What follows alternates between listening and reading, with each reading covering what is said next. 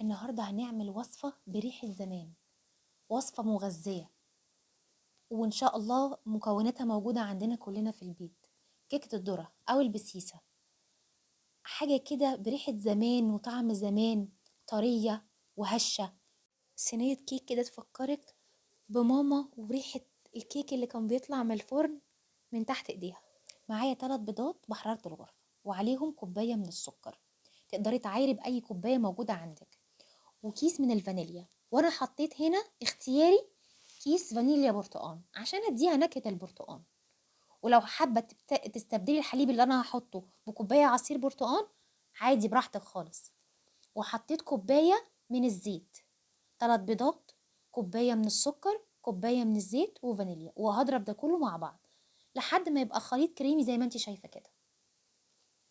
هنزل عليهم بقى بكوباية من الدقيق الابيض، دقيق متعدد الاستخدامات، ده هيدي خفة للكيك.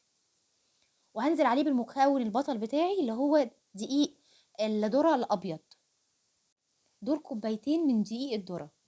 اهم حاجة لازم انخله، ولازم يكون دقيق كويس عشان هو ده اللي هيخلي كيكة حلوة لا مفرولة منك.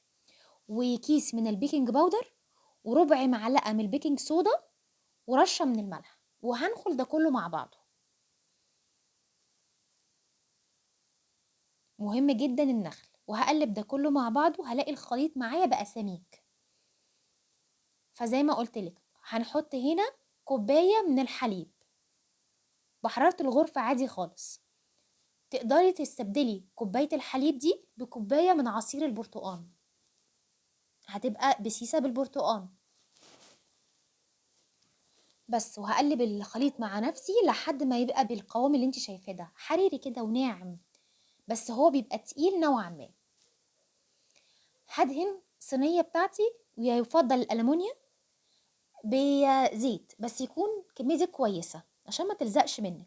وهنزل الخليط واديله خبطتين كده، وهسوي الصينية وادخلها على فرن متسخن على درجة حرارة 180، وهسيبها تهدى خالص عشان ما تتكسرش مني وانا بقطعها. وتقدري تقطعيها بأي شكل زي ما انت شايفة كده. كيكة مغذية جدا، بس أهم مكون فيها دقيق الذرة. أهم حاجة يكون دقيق كويس عشان الكيكة ما تطلعش مفرولة منك ويتاكل لآخر حتة إن شاء الله.